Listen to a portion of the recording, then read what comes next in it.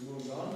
Our next speaker is Stipica Grgić. He's coming from Zagreb, where he's senior research assistant at the University of Zagreb's University Center for Croatian Studies. His fields of interest include mainly political and social history and history of everyday life of Croatia and then countries of former Yugoslavia before the Second World War. He'll be talking about more or less the same region as Philip. His paper is entitled Accepting the Border, Choosing the Border, Štrigova and Razkrižje Microregion between 1910 and 1953. Thank you.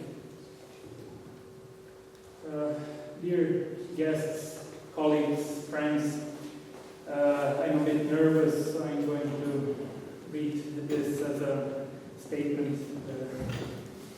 Thank you for understanding. In 1946, a group of individuals claiming to have the support of most residents living in the former compact municipality of Štrigova in northwestern part of Međimurje visited various Yugoslav state institutions in Belgrade, emphasizing transportation, economic, cultural, educational, and national reasons. They petitioned the central authorities in order to ensure that their small region becomes a permanent part of the Federal People's Republic of Slovenia. This case study will try to reconstruct what events led to a dispute over the Slovenian-Croatian border in this microregion.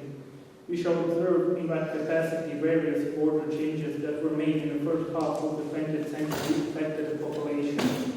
And we shall notice how the people living in that area were affected by the imaginary border lines.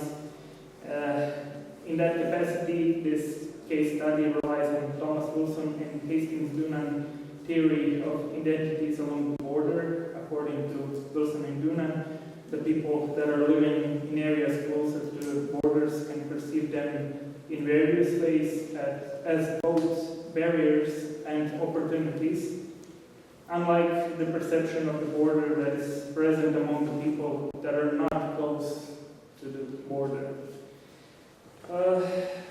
What were the changes of boundaries that affected this territory, which was comprised of 45 individual villages and hamlets scattered across 9,351 square acres of mountain terrain.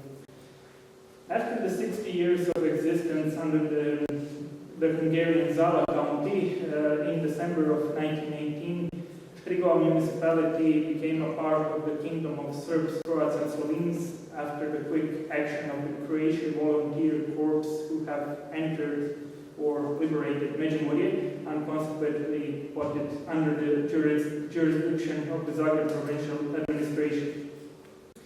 Paris Peace Conference recognized the right of ethnic self-determination and thus began the integration of this territory into the administrative and other systems of the Kingdom of Serbs, Croats and Slovenes after 1929, known as Kingdom of Yugoslavia.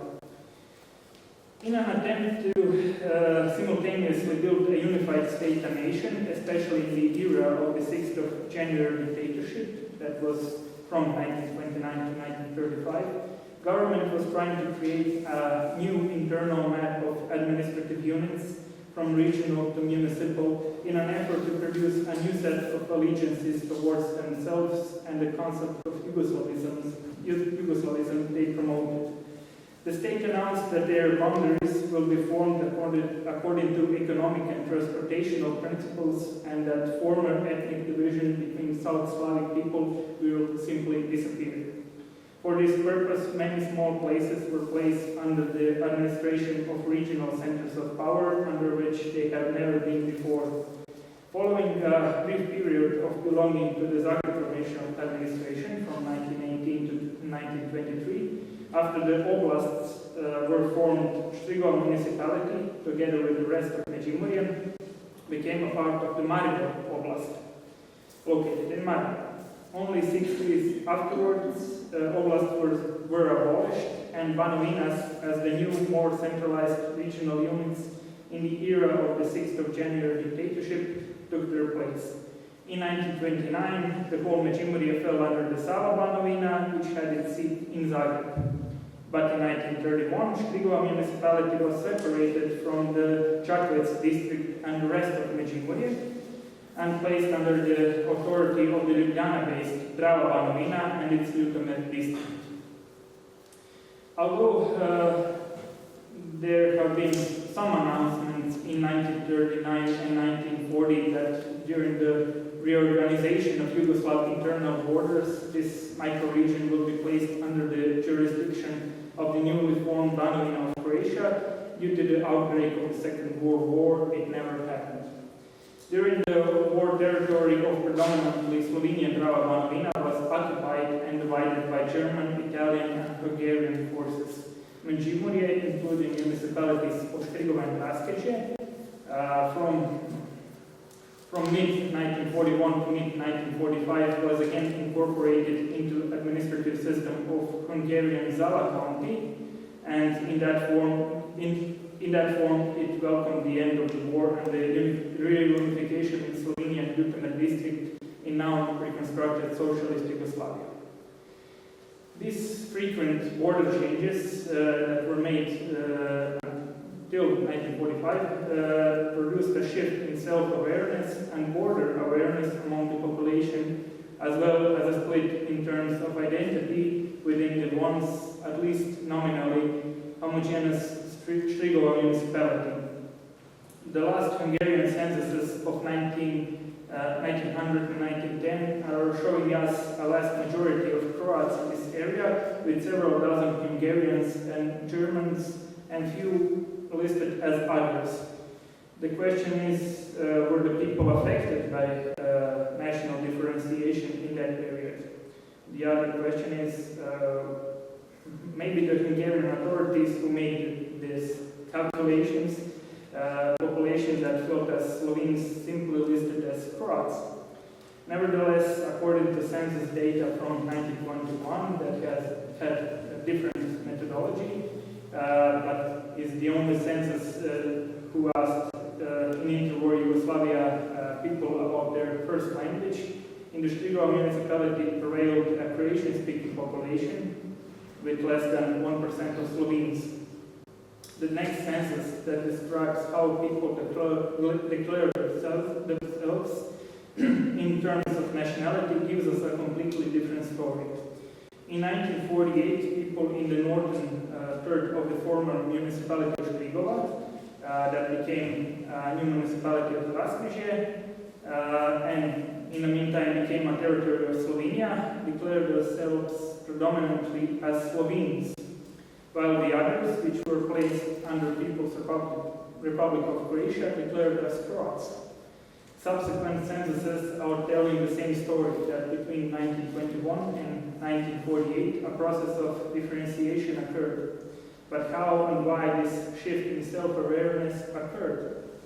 I think this division began as a multi-level dispute within the local community. In that dispute, residents of Razkrižje and its immediate surroundings presented Štrigova as a small center that accumulated a great deal of functions. It should be noted that the Štrigova municipality in that era really covered a lot of mountain terrain, and that the central settlement, Štrigova, itself had only several hundred residents. Residents of marginal parts of this municipality, broken into a number of villages and hamlets, because of the terrain configuration, felt transportation isolation, and on a bad day, some of them really had problems when trying to reach Štrigova as the center of the municipality or Čakovec as the seat of their district. This is why the residents of Razkrižje were more interested in petitioning for the inclusion of the entire Štrigova to the nearby Ljubljana district in 1931.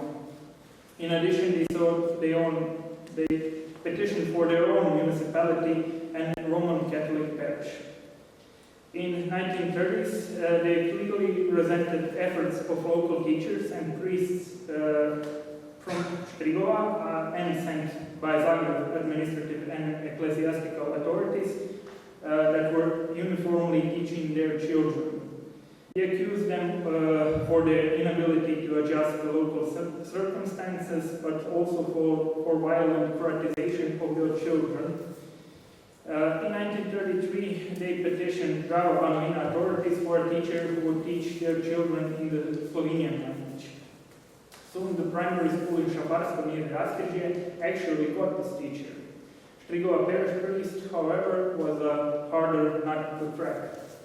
He clearly resented the petitioners who sought to establish a new parish in Razkrižje and publicly refused to teach in local schools in Šabarsko after it replaced Croatian with Slovenian catechisms.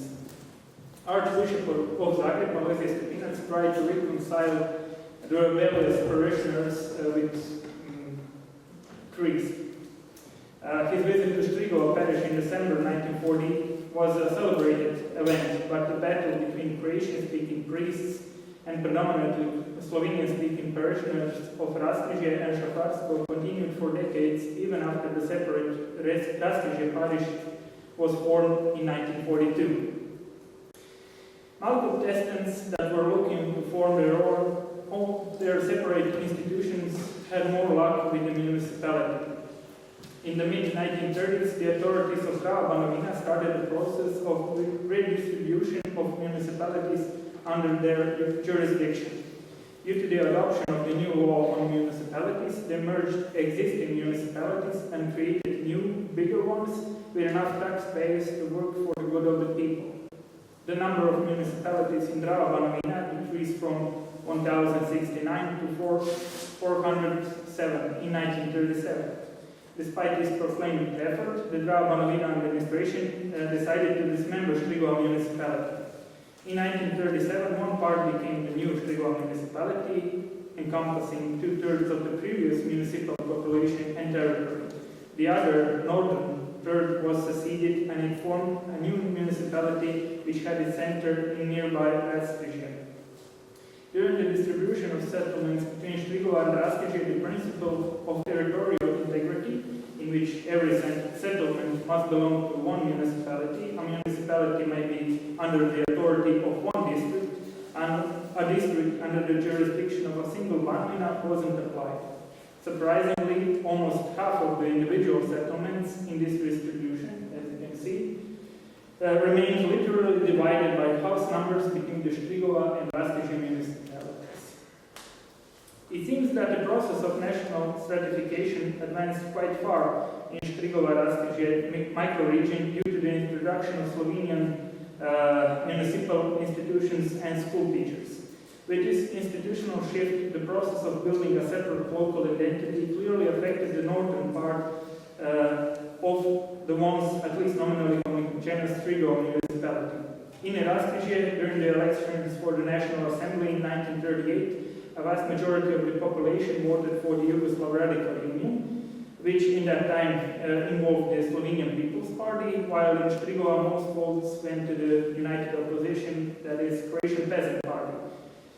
This information shows us that during the 1930s, in the newly created Razkrižje municipality, most of the locals voted for Slovenian candidates and felt as a part of Slovenian nation, while in the former larger Štrigova municipality, a vast majority of people in the same indirect way declared as Croats.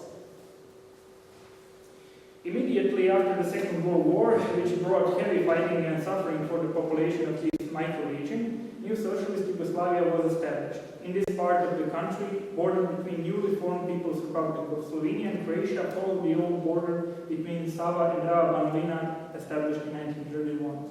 Štrigova and Razkrižje municipalities, along with their newly established local authorities, the local National Liberation Committees, provisionally became a part of Slovenia. Till the end of 1945, Croatian side has shown little interest towards this territory. Only in early 1946, without the involvement of central state government, Croatian authorities decided to negotiate with their Slovenian counterparts about the swift return of these territories under the Croatian authority. The Croatian Minister of Interior claimed that this is what people really want, and that it represents a unification of Međimurje as a whole, the way it was during the Austro-Hungarian period, and like Prekmurje on the other side of River Mura was as a whole, it went to Slovenia. These arguments were accepted by the Slovenian Minister of Interior and the Ljubljana district authorities without question. The verbal deal was struck, and in 1946, Štrigova and Razkrižje Microregion was reincorporated into Čakovec district in People's Republic of Croatia. However, this transition was followed by something that neither side has previously been able to imagine: the discontent of the very people their agreement was supposed to resolve happily. Two distinct groups were formed. One advocated that the entire area, or most of it, becomes again a part of Slovenia. This group enjoyed a strong support, especially in Razkrižje itself. Slovenian side was promising a better life, lesser taxes, and a market more open for the sale of farmers' products in Ljubljana than in Croatian district center of Čakovec. This is the region that is famous for its wines. So the important thing was to have a better market for the wine. It also, this Slovenian side also battled against the officials and teachers that were sent from Zagreb, claiming that they are conducting an unwanted linguistic unification of the population. Other pro-Croatian side was somewhat weaker in its propaganda efforts. It seems, however, that most of the people, even some which declared themselves as Croats, were prone to become a part of Slovenia or were indifferent to actually participate in this local Sloveno-Croatian conflict. A great deal of them were from the villages still further away from the border, like Željezna Gora, which is located south of Štrigova. Hereby, you can see how, for some of the people living in this border area, a concept of national dropped down on the list of interests in the difficult times after the Second World War to make room for a better life.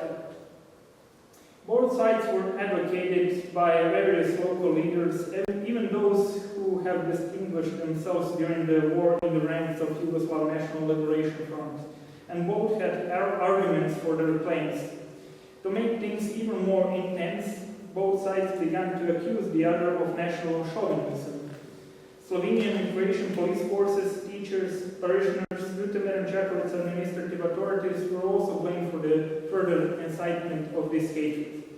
Furthermore, both sides discredited advocates of the other with the unsubstantiated claims of cooperation with the enemy during the war, the accumulation of wealth in the first post-war months, and other charges that should have been a red rag to the higher authorities of the new socialist Yugoslavia. Prompted by numerous complaints and deputations, government of the socialist Yugoslavia finally sent several members of the control commission, so-called control commission, that examined the problem. This commission was trying to determine the Slovenian-Croatian border in this area and resolve the issue in a reconciliatory tone with the intention of providing the best solution possible for the people. The Commission conducted a multitude of interviews with various representatives of the citizens and ordinary citizens themselves, even with the school children. They wrote down accusations, premises, and valid arguments of both sides. Finally, the Commission adopted a temporary solution by which the northern part of the disputed territory should belong to Slovenia, while southern part and western should belong to Croatia.